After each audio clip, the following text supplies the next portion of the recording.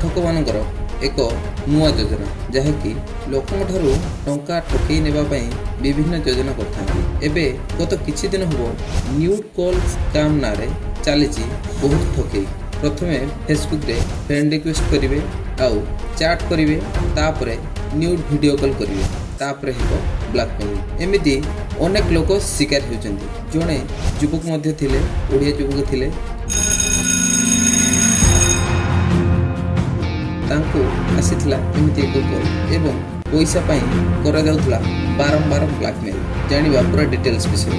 Ring ହୋଇଥିଲା mobile call. Ring ହେବାରୁ call receive କରିବା ପରେ ଦେଖିଥିଲେ ଆରପଟେ ଏକ ସୁନ୍ଦର ଯୁବତୀ କଥା ହେଉଥିଲେ।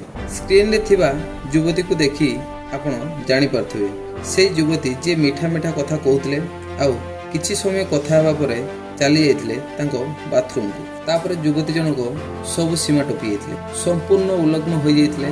ଆଉ ଏଇ ସବୁ ଭିତରେ ଯୁବତୀ ଜଣକ ତାଙ୍କ ଚାଲ ଅନୁସାରେ ଭିଡ଼ିଓକୁ ରେକର୍ଡ କରିନେଇଥିଲେ ଏବଂ ସ୍କ୍ରିନଶଟ୍ ମଧ୍ୟ ନେଇଯାଇଥିଲେ।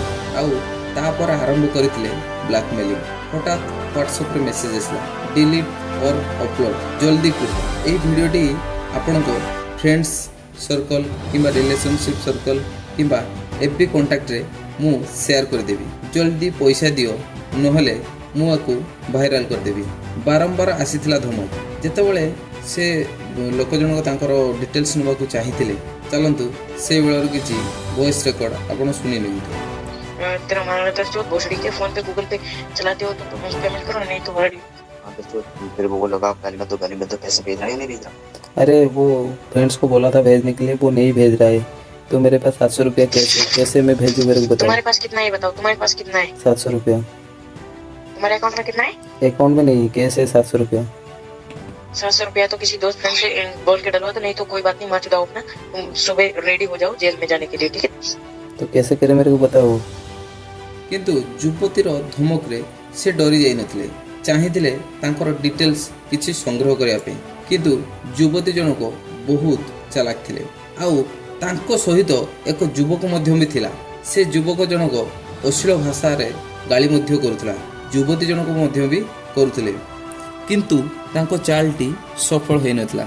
एई देखंतु स्क्रीन रे दियाइथिबा एई फेसबुक आईडी जदि आपनको ए फेसबुक आईडी मेसेज आसे किंबा ए कांटेक्ट नंबर रे आपनको मेसेज आसे ताहले तुरंत ताको रिपोर्ट करतु आउ स्पार्म करतु। ब्लॉक कले हुएत से आईडी तुरंत ब्लॉक हो जिवो आउ से ठकामी रे आउ के शिकार हेबे नहीं।